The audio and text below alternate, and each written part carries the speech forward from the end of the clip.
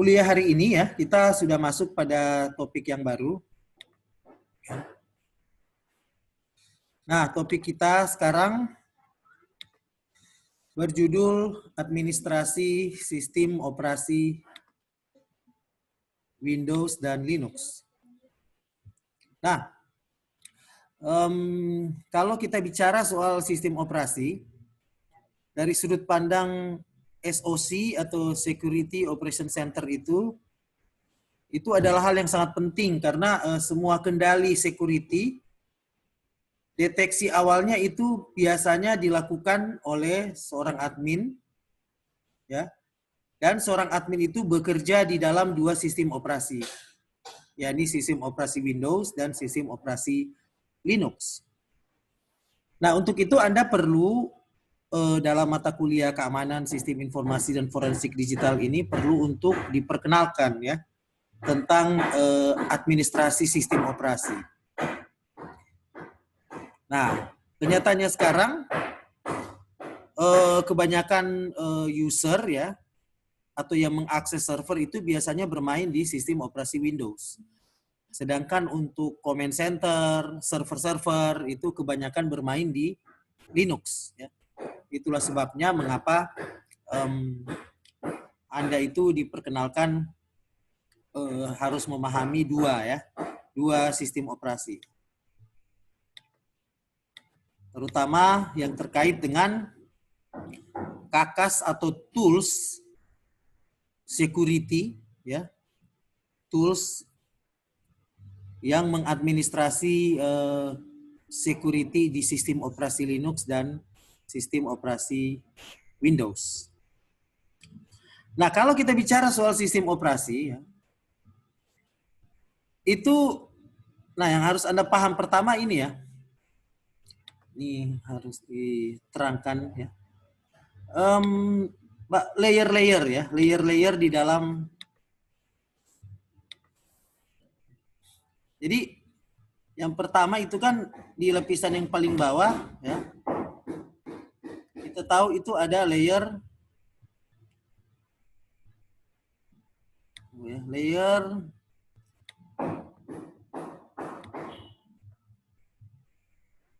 hardware ya.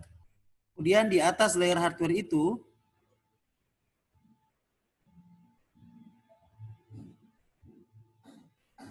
ya. Ini layer hardware ini motherboard ya, yang mengendalikan motherboard, printer, monitor dan sebagainya ya. Jadi di atas layer hardware itu ada yang kita sebut sebagai sistem operasi ya. Kemudian di atas sistem operasi ini yang kita biasa sebut aplikasi.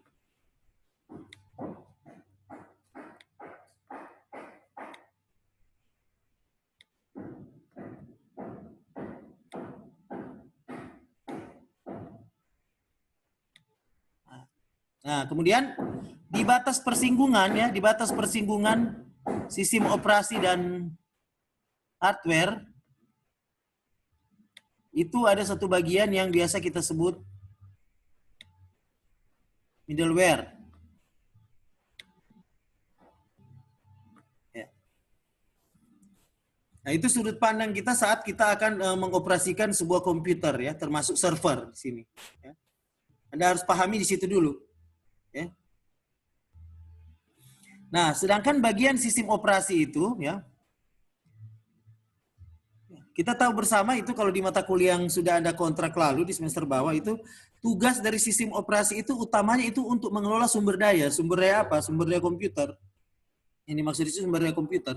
Nah, sehingga untuk sistem operasi itu sebenarnya yang penting dia ada dua state ya. Yang kita sebut pertama,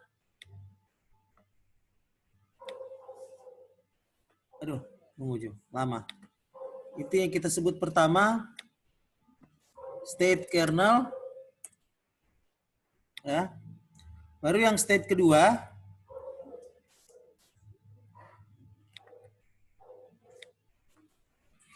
state user.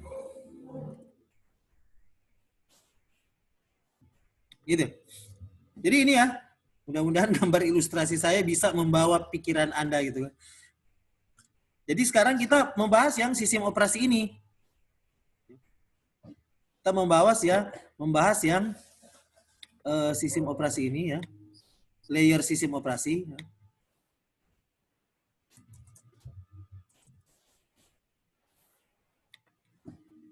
Jadi sistem operasi itu lokasinya itu sebagai jembatan ya antara aplikasi ya dan hardware. Di mana kalau sistem operasi akan berkomunikasi dengan hardware itu biasanya ada middleware di situ. Ya. Nah, sistem operasi ini dia terdiri dari dua kondisi ya, kondisi kernel dan kondisi user. Nah, jadi kalau kita bicara soal sistem operasi ini yang harus Anda paham itu adalah kondisi user dan kondisi kernel. Seperti itu. Ya.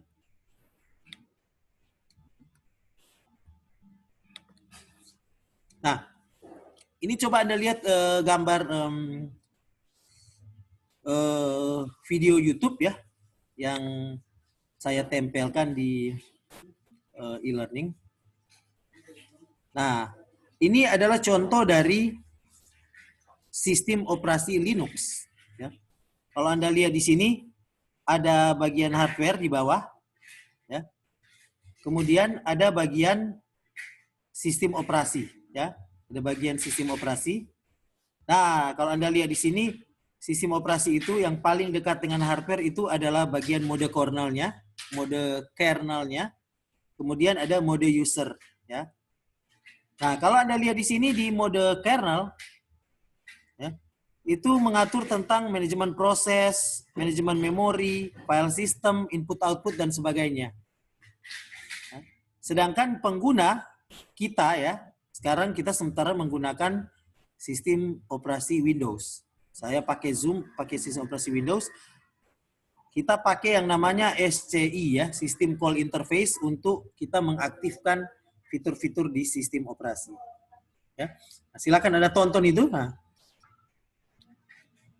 Nah, jadi kalau seorang admin ya, itu biasanya dia akan banyak bermain di sisi kernelnya. Nah, yang amat disayangkan, nih sistem operasi Windows ini sampai hari ini, sampai detik ini, kernelnya masih di close. Kita tidak bisa mengakses bagian kernel dari sistem operasi Windows sampai hari ini. Ya. Nah, kita sekarang bisa belajar sistem operasi khususnya di bagian kernel itu dari Linux, karena Linux memang dia open source. Kenapa Linux disebut kode terbuka? Open source kan itu kode terbuka ya. Yang dimaksud terbuka itu adalah kode yang itu ya, kode-kode sumber atau kode-kode source code yang di sisi kernelnya, yang mengatur yaitu tadi proses manajemennya, memori, call memorinya, ya, unit input outputnya seperti itu. Jadi ini yang harus Anda paham ini di kepala Anda sebagai seorang security officer. Jadi kalau bicara soal sistem operasi itu yang kita akan akses itu adalah hal-hal yang terkait dengan sisi kernel. Nah, ya. Nah, silakan Anda buka slide-nya. Slide sistem operasi Windows. Jadi untuk slide sistem operasi Windows ini ada beberapa materi yang harus Anda paham ya. Kalau cara kerja Windows ya yang kayak tadi ya, di gambar yang pertama itu semua sistem operasi cara kerjanya seperti itu ya. Jadi di antara sistem operasi dan di bagian bawah hardware ada middleware biasanya, kemudian sistem operasi di bagian atasnya itu ada application atau lainnya ya, seperti itu. Semua seperti itu cara kerjanya. Kalau sejarah Anda pelajari aja ya, sejarah sistem operasi Windows ya, seperti itu. Tentu ya, yang sangat terkenal itu sistem operasi yang pertama di dunia itu di-create oleh Bill Gates. Itu ya. Yang men-create namanya disk operating system. Ya, sebuah sistem operasi yang cukup sederhana ya. yang dapat dipakai untuk membaca penulisan file, ya, seperti itu. Jadi itu yang namanya MS-DOS, ya. MS-DOS ini, ya, banyak orang bilang di-create oleh Microsoft, tapi sebenarnya dibeli, ya. 90% source code-nya itu dibeli. Ya, Bill Gates hanya menambahkan saja beberapa fitur dalam sistem operasi tersebut. Nah, kemudian dikembangkan, ya, sekarang menjadi Windows, ya. Kurang lebih ada 40 versi Windows, ya. Ini Anda belajar aja, baca aja sejarahnya, ya. Nah, jadi kerentanan dari sistem operasi Windows ini, saya bicara bukan cuma sistem operasi Windows di desktop, ya. Tapi kalau saya bicara soal sistem operasi Windows, itu termasuk yang Windows Server. Ya, seperti itu maksud saya di sini. Ini ada beberapa kerentanan, ya, di mana dia harus menggunakan perlindungan virus, ya, dan malware, tidak mengizinkan adanya unknown atau unmanaged service. Jadi sebentar kita akan lihat itu bagaimana seorang admin, biasanya begini, kalau ada insiden terjadi di server yang bersistem operasi Windows, itu biasanya yang seorang admin buka pertama kali itu adalah services. Dia memeriksa dulu itu. Service-service apa yang sedang dieksekusi oleh server atau komputer berbasis Windows itu. Nah, dari situ bisa kelihatan itu mana yang aneh. Seperti itu, ya. Baru Windows juga wajib menggunakan enkripsi, ya. Settingan firewall, ada file and share permission, ya. Baru login sebagai administrator itu hanya jika diperlukan, gitu, ya. Saya nggak tahu mode Anda biasanya masuk ke Windows, apakah sebagai user atau sebagai admin. Kalau sistem operasi Windows, itu diwajibkan hanya masuk sebagai user saja. Nah, ini contoh mode user dan mode kernel dari sistem operasi Windows. Jadi hanya sampai di sini kita tahu tentang Windows di situ. Tapi untuk lapisan lebih dalam kita tidak tahu. Jadi ini, ya. Jadi kalau di gambar tadi itu, gambar whiteboard tadi saya pindahkan ke sini lebih khusus. Jadi ini aja, ya.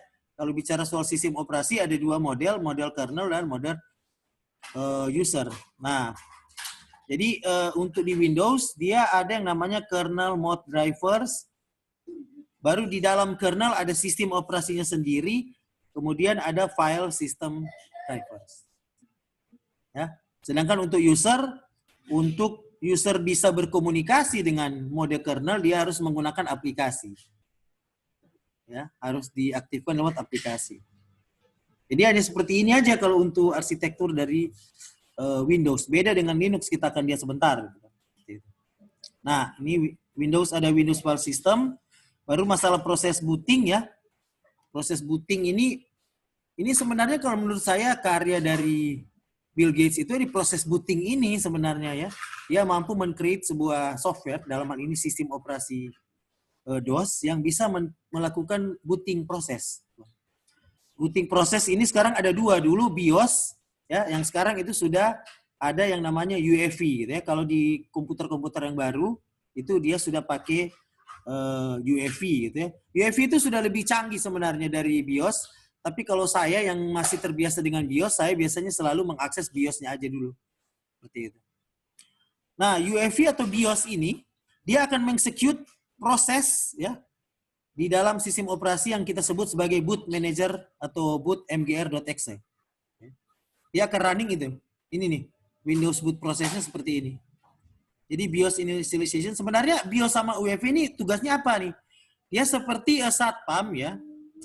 Kemudian dia memeriksa, ya. Begitu kita menekan tombol on, ya, di laptop atau komputer kita, yang hadir pertama kali, yang hidup pertama kali ada BIOS atau UEFI ini. Nah, BIOS ini dia tugasnya dalam sepersekian detik dia periksa apakah keyboardnya berfungsi dengan baik, apakah layar monitor bisa terdeteksi, apakah mouse-nya ada, ya, apakah memorinya siap, ya. Seperti itu, ya, yang dia periksa itu. Itu sebenarnya proses booting itu sebenarnya itu, dia mau periksa yes begitu.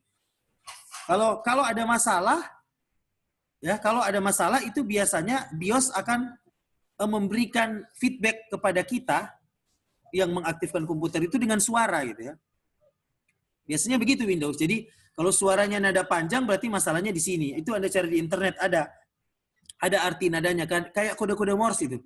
Ya kalau dia titit, dia bunyi begitu berarti masalahnya di sini. Kalau dia bunyinya tit panjang ya, kayak laptop yang komputer saya yang kemarin bunyinya panjang tit gitu.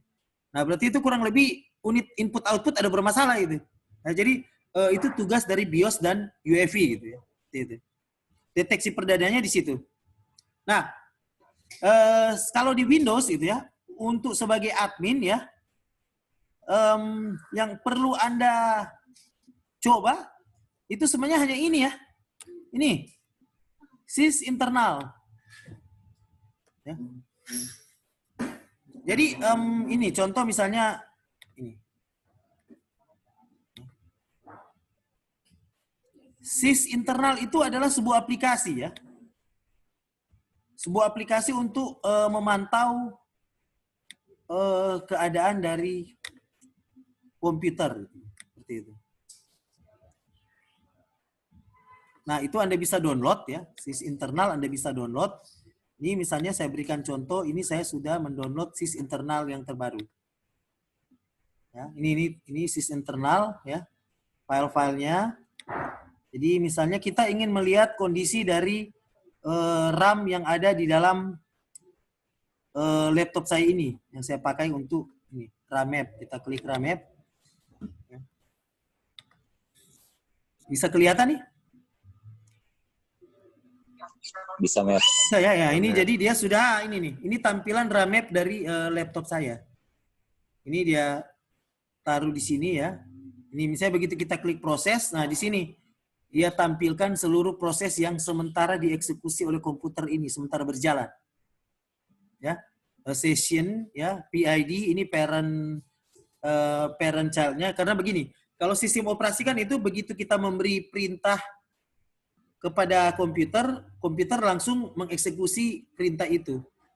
Tapi di saat yang bersamaan komputer juga mengeksekusi pihak yang lain, perintah yang lain. Ya. Kenapa? Ya ini cara kerja dari arsitektur komputer von Neumann seperti itu. Ya. Jadi begitu kita mengeksekut suatu perintah, karena biasanya perintahnya kan itu, logik perintahnya itu ada di prosesor. Sedangkan data yang akan dieksekusi itu ada di memori. Itu menurut komputer von Neumann yang sampai sekarang terus gunakan. Ya. Jadi begitu kita mengeksekut sebuah perintah, komputer itu akan bekerja di dua device ini ya, CPU, memori. Saya tidak bicara soal memori USB ya, memori eksternal, tapi saya bicara soal RAM ya. Memori yang ada di dalam prosesor. Seperti itu, yang ada di dalam CPU. Karena sekarang memori sudah ada di dalam CPU, baru kemudian dia lemparkan ke RAM. Itu yang kita sebut memori cache. Nah, itu dia atur seperti itu. Ya, jadi harus ada PID, parent child. Jadi parent child itu maksudnya dieksekusi program ini, baris memori ini sampai ini, baru dia pindah ke baris yang berikutnya di memori yang lain, di halaman memori yang lain, kemudian kan dia harus balik ke halaman memori yang sama, itu tuh parent child. Jadi CPU dan sistem operasi itu mengeksekusi perintah seperti itu. Nah, karena dia mengeksekusinya sangat cepat, jadi kita langsung melihat tampilannya gitu kan. Padahal sebenarnya yang terjadi di belakang engine itu, dia mengeksekusinya satu persatu gitu ya. Tidak langsung sekalian. Nah, itu kita bisa lihat di sini lewat RAMAP ini. Gitu ya. Nah, jadi di sini Anda bisa lihat banyak sekali yang ditampilkan di sini dan service host ya dan sebagainya ya. Oh, ini contoh ini. Ini OneDrive nih. Ini jelas ini eksekusi yang sebenarnya saya tidak jalankan ini, tapi Windows menjalankan. Nah, ini aneh ini. Menurut admin ini. Karena ternyata OneDrive dia punya kondisi dia akan langsung secara otomatis berjalan begitu kita menyalakan sistem operasi Windows. Dan ini sebenarnya kan tidak baik karena akan mengambil sumber daya RAM kita gitu ya. Nah, biasanya ini kita langsung tahu ini kita bisa terminate gitu. Kita bisa terminate, kita bisa hentikan karena kita tidak perlukan OneDrive di dalam perkuliahan ini misalnya. Seperti itu. Ya. Oke. Jadi untuk praktikum sistem operasi Windows ya, yang Anda hanya perlu coba itu ya, sys internal. Ya. Anda perlu coba hanya sys internal saja. Jadi Anda download sys internalnya, kemudian Anda coba semua fitur-fitur yang ada di sys internal. Gitu ya. Kalau untuk sistem operasi Windows. Di situ ada banyak fitur, terutama untuk memeriksa RAM dan sebagainya. Hanya perlu itu sekarang ya, untuk Windows kita hanya sampai di situ sistem. Nah, kalau misalnya Anda ingin main-main di CMD ya, tunggu sebentar. Sorry.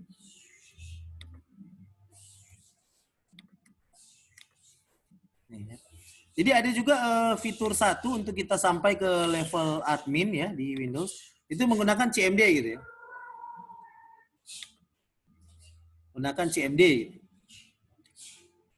Ini contohnya saya memberikan perintah ya dari CLI untuk memping gitu ya, Inspire Unsrat.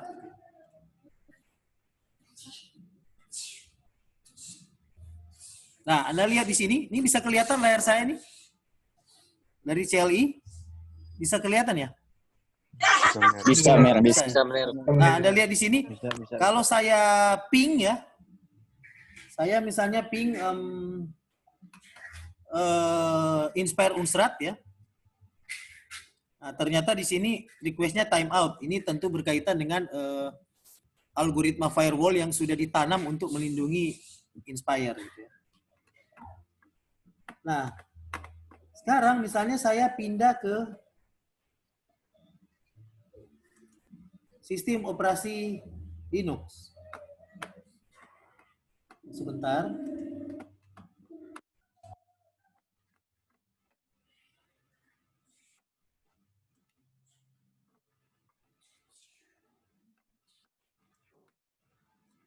Jadi sekarang saya mau pindah ke sistem operasi Linux.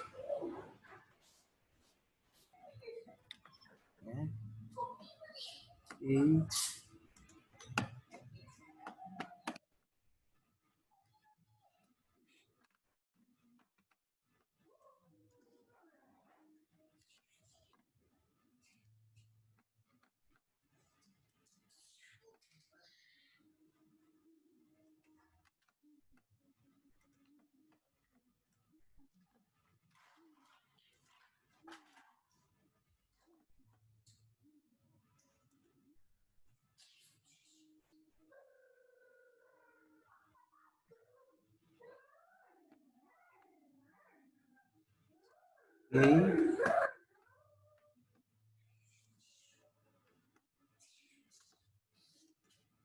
Nah, ini Anda bisa lihat terminal dari sistem operasi Linux saya. Saya masuk sebagai host di sini, sebagai admin. Kemudian saya bilang untuk ping gitu ya.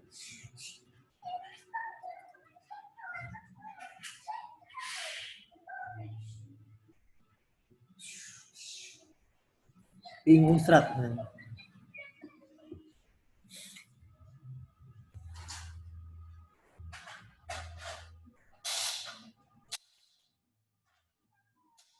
Kita beri waktu sebentar ya.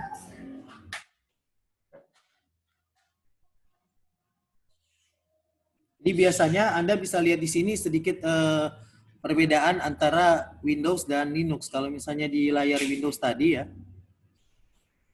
itu Anda lihat bahwa kita melakukan ping itu tidak berhasil gitu, dari Windows. Seperti itu. Karena dia langsung ke request timeout.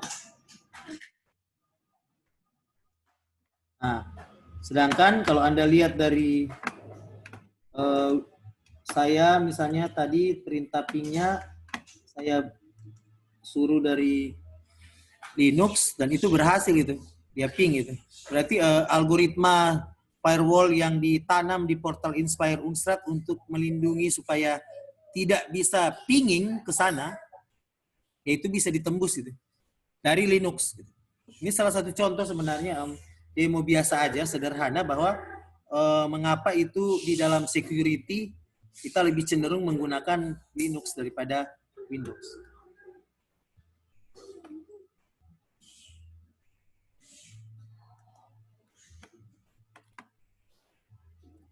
Oke, coba kita lanjutkan melihat slide sistem operasi Linux ya. Nah, kalau di sistem operasi Linux ya, ini ada beberapa hal yang perlu Anda perhatikan ya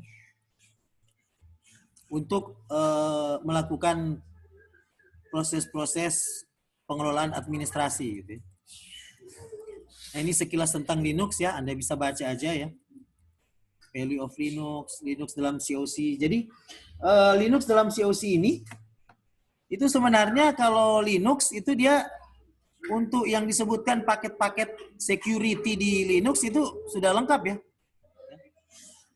Misalnya kita memerlukan Wireshark misalnya.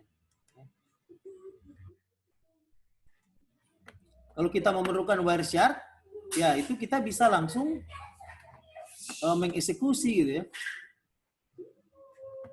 Mengeksekusi dari terminal gitu ya. Hanya di sini saya kembali tunjukkan ya.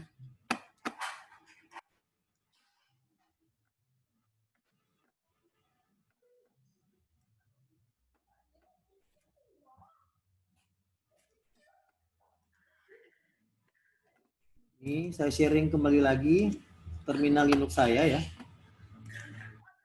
Hanya ya, kita memerlukan Wireshark misalnya.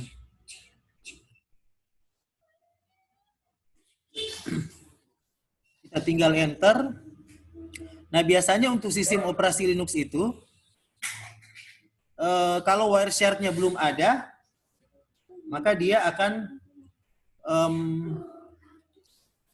dia akan bilang bahwa itu belum ada gitu ya. Tapi karena saya sudah ada ya, begitu saya mainkan dari itu dia langsung munculkan itu Wireshark gitu. Linux seperti itu ya. Kalau belum ada dia akan suruh kita untuk menginstalnya langsung. Nah, balik ke terminal ya. Contoh lain ya. Contoh lain di sini. Nih. Ini saya berikan berikut. Coba kita lihat slide-nya.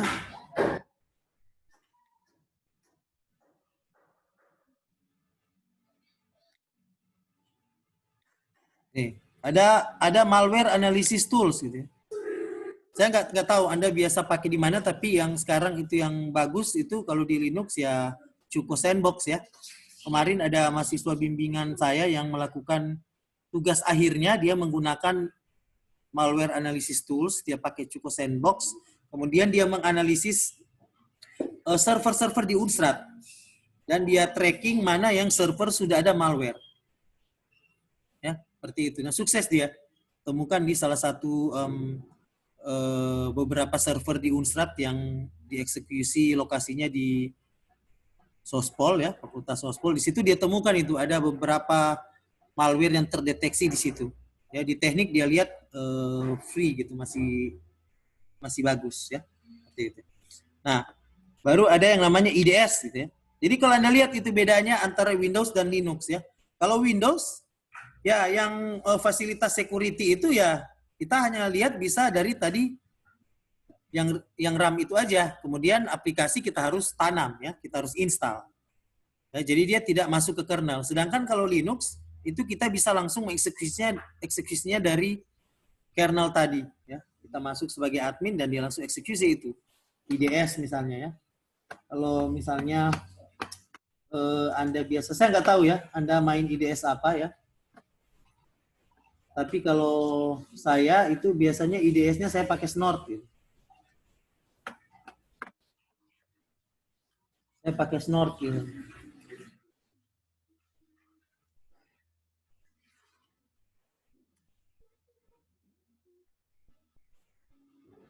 Ini.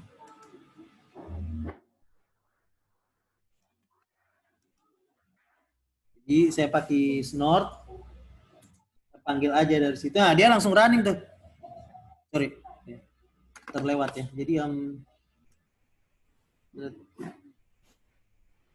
Jadi Snort begitu, saya hanya perlu menekan satu tombol itu, dan ini karena Snortnya sudah saya setting ya. Sebelumnya sudah saya setting untuk memeriksa ini. Jadi biasanya kita pada saat instalasi awal Snort itu, kita bisa langsung men-setting mana yang perlu kita jaga gitu ya.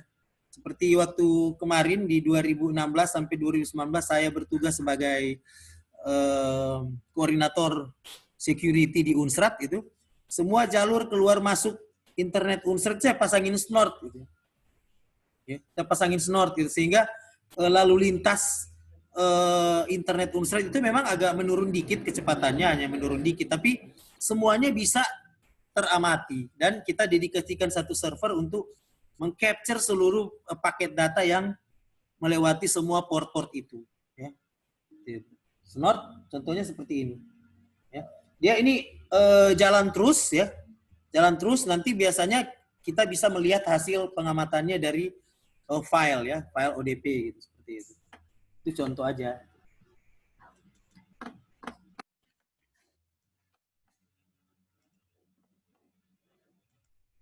Ya, oke. Nah, udah ya. Jadi untuk Linux itu ya baru ada firewall setting ya, seperti itu. Jadi mari kita kembali ke e-learning-nya. Nah, untuk praktikum Anda nanti ya, silakan Anda menonton rekaman film yang ada di e-learning saya.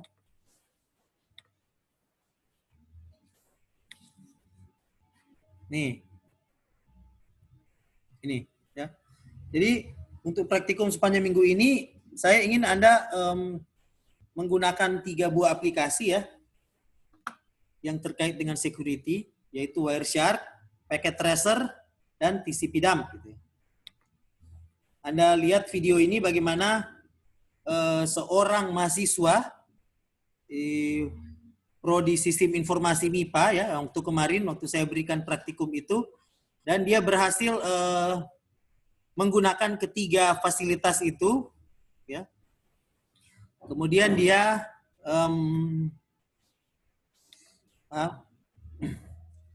dia bisa dengan ketiga alat itu dia bisa menghacking sebuah website yang belum diberi lapisan security SSH. Ya, seperti itu. Nah, ini contoh tampilan dari Cisco Packet Tracer ya. Dia setting dulu, desain dulu ya, kondisinya seperti apa. Oke, jadi ini Anda bisa tonton ini ya, silakan dipelajari ya.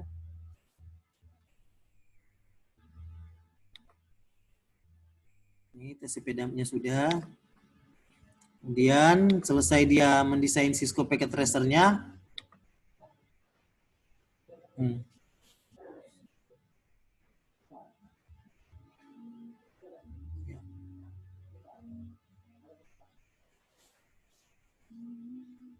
Ya. Ya, jadi penggunaan TCP dump itu nanti biasanya menggunakan filter ya. Ini live demo ya. Jadi waktu kemarin itu saya memberikan ujian kepada mereka itu live demo itu. Jadi mau tidak mau mereka memang benar-benar harus melakukan mendemo itu bagaimana mereka menggunakan alat-alat tersebut ya. Jadi ini dia tracking ya. Kemudian dia pakai ini aplikasi Blackjack ini. Seru pokoknya ini. Seru ini.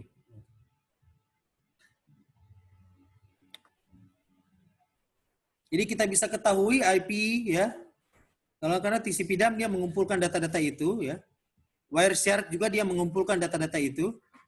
Sehingga kita bisa mengetahui IP yang dipertukarkan.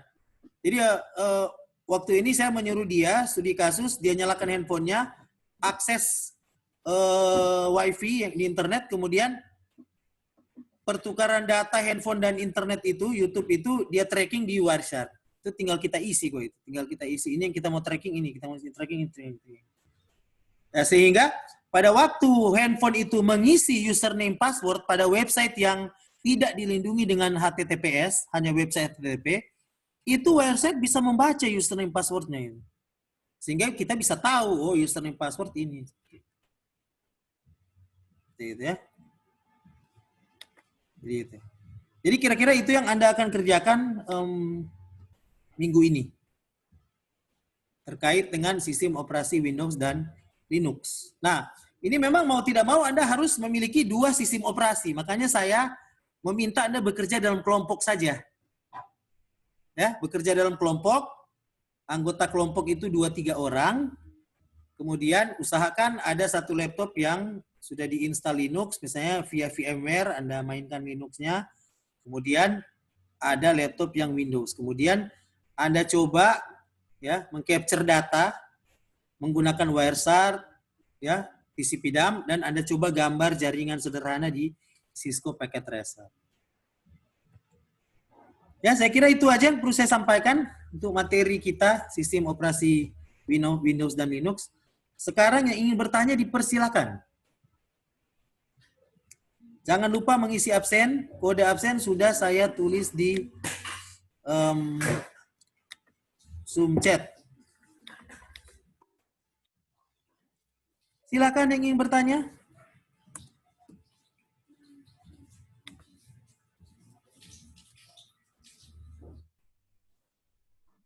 Nir, Ya, izin bertanya. silakan. Jadi Nir, praktikum tadi dikatakan membuat kelompok 2 atau 3 orang, Tom Nir. Iya, Terus satu laptop harus ada sistem operasi Linux. iya. Ya ini 2-3 orang nih diam Nir harus ketemu Nir untuk menggunakan 2 laptop atau via online Nir. Ya, terserah Anda mau ketemuan atau mau online, terserah ya. Itu nggak usah ditanyakan lah itu ya. Jadi ya, jangan lupa ya untuk praktikum Windows ini Anda baca. Jadi ada 2 tugas ini untuk minggu ini. Yang pertama untuk praktikum pribadi ya. Ya benar. Untuk praktikum pribadi itu Anda lihat slide yang tadi saya terangkan. Di situ kan ada petunjuk praktikum ya. Itu untuk praktikum pribadi. Itu Anda coba pribadi. Itu cuma membuka file di Windows, membuka file di Linux. Baru tadi Windows Registry. Kayak gitu. Ya. Nah, tapi yang agak menantang ini yang praktikum kelompok. Ya. Seperti itu. Karena saya yakin tidak ada guna kita ngomong-ngomong sistem operasi Windows dan Linux kalau Anda nggak ngecoba ngehack. Gitu kan. Seperti itu. Kayak seperti jual kecap aja saya ini gitu ya. Jadi harus Anda coba itu. Harus dicoba gitu ya. Dan nanti minggu depan kita presentasi ya. Untuk Anda pilihlah korban-korban yang masih HTTP ya. Ya lihat aja, kalau tahu di Unsrat masih ada yang HTTP ya serang di situ aja.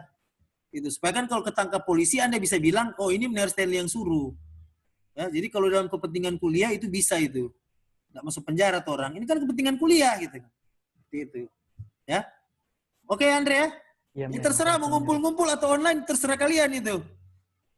Kalau kalian merasa lebih asik kumpul-kumpul ya kan kalau cuma 3 orang boleh itu ya. Nggak protokol COVID kan boleh ngumpul-ngumpul di bawah 8 orang ya, di bawah 10 orang itu masih bisa. Seperti itu. Oke, ada lagi pertanyaan silakan. Silakan yang ingin bertanya. Ner mau tanya. Ya, silakan Marsha. Tadi kan Ner bilang kalau misalnya di Windows itu DP kernel orang nggak bisa lihat, nggak bisa buka. Ya, sampai sekarang nggak bisa lihat. Saya nggak tahu minggu depan. Siapa tahu Windows bertobat. Itu maksudnya kenapa DP kernel itu ada peran apa sebenarnya di dalam sistem keamanan informasi itu? Memang kalau di Linux Dapalia itu apa DP kelebihan dong? Kalau misalnya kita bisa melihat kernel dari Windows, ini kan kita bisa tahu prosesnya ya. Karena kalau Anda perhatikan gambar saya yang di e-learning ini, ya, ini pertanyaan yang bagus ini ya.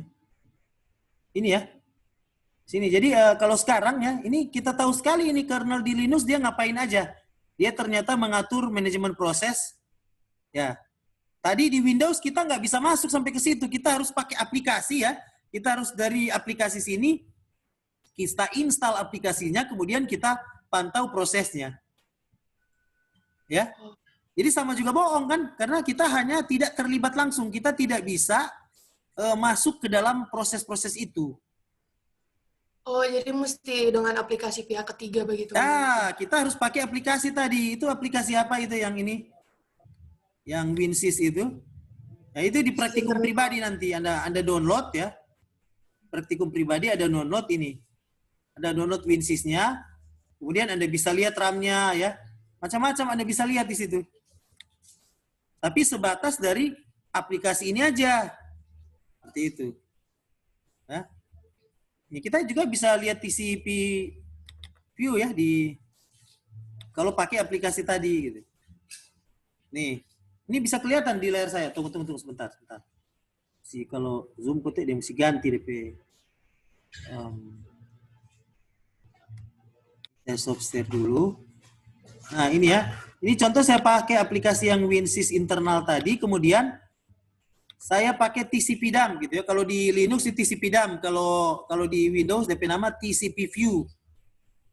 Itu. Nah, ini kalau Anda lihat di sini ya. Dia nanti ada highlights kuning nggak? Anda lihat tadi. Ini Google Drive ini. Ini saya nggak menyuruh dia akses Google Drive loh. Ya, tapi menurut TCP view itu Windows melakukan akses Google Drive. Ini masalah ini gitu. Ya. Seperti itu. Ini harus kita hentikan gitu ya. Tidak boleh terjadi karena memakan sumber daya komputer gitu. Kalau dalam bahasa Ngoni jadi lalot gitu ya. Nah, nanti coba Ngoni ya. Ngoni kan suka main game ya. Ngoni main game ya. Kemudian Ngoni buka ini TCP view dan Ngoni lihat itu. Betapa di game itu banyak proses-proses yang dieksekusi oleh Windows tanpa kalian suruh. Nah, di situ sering terjadi pertukaran malware. Sebenarnya itu gitu ya. Jadi seorang administrator Windows itu begitu dia buka ini TCP view, karena TCP view itu dia melihat seluruh pertukaran data yang terjadi di TCP IP, ya. Karena kan sudah dapat mata kuliah jaringan ya kemarin ya. Jadi ini TCP ini dia untuk melihat seluruh pertukaran data yang terjadi di framework TCP IP itu, khususnya di bagian TCP dan IP itu. Dia bisa lihat ini. Dari situ admin bisa lihat, bisa tracking mana proses-proses yang wajar, mana yang tidak wajar. Nah, kalau Linux kita bisa akses langsung ke kernelnya, sehingga kita bisa killing, ya, kita bisa hentikan ya, kita bisa hentikan proses itu langsung dari kernel. Sedangkan kalau Windows nggak bisa, kita hanya bisa memantau, kita hanya bisa lihat. Kita nggak bisa killing. Yang penting orang tahu no, bahwa ada proses yang bermasalah. Seperti itu. Karena kita nggak bisa mengakses kernel dari Windows. Ya, untuk menghentikan itu, ya kita harus beli aplikasi untuk menghentikan itu. Jadi ini Windows ini main doi semua ini. Seperti itu ya. Oke Mas ya, sudah jelas ya? Silakan, ingin bertanya yang lain lagi silakan bertanya. Ya, makasih benar. Jadi untuk security kalau di sisi sistem operasi ya ini gitu ya, kita bermain di level aplikasi dan di level admin atau di level kernel. Sebenarnya hanya di situ aja. Silakan ingin bertanya lagi yang lain.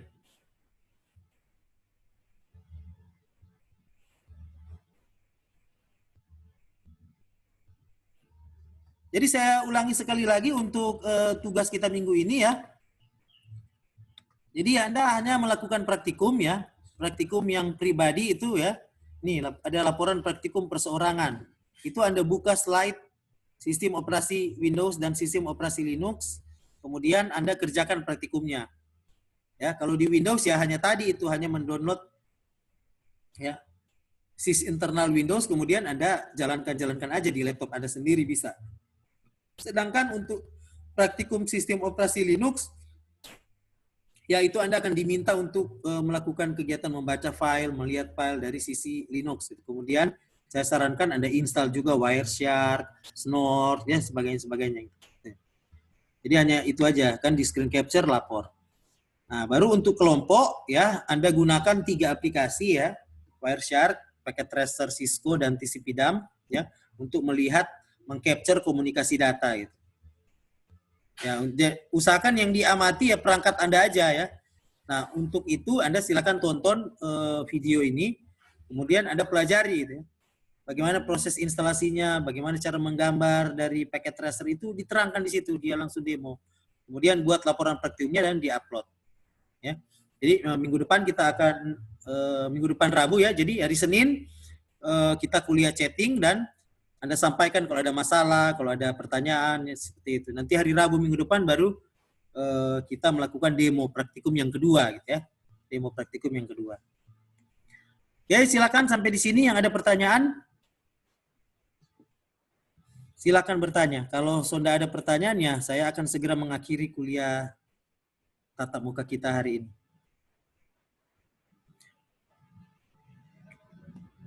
Jangan lupa mengisi absen ya. Kode presensi absen itu sudah saya bagikan di ruang chat. Ruang chat Zoom ini.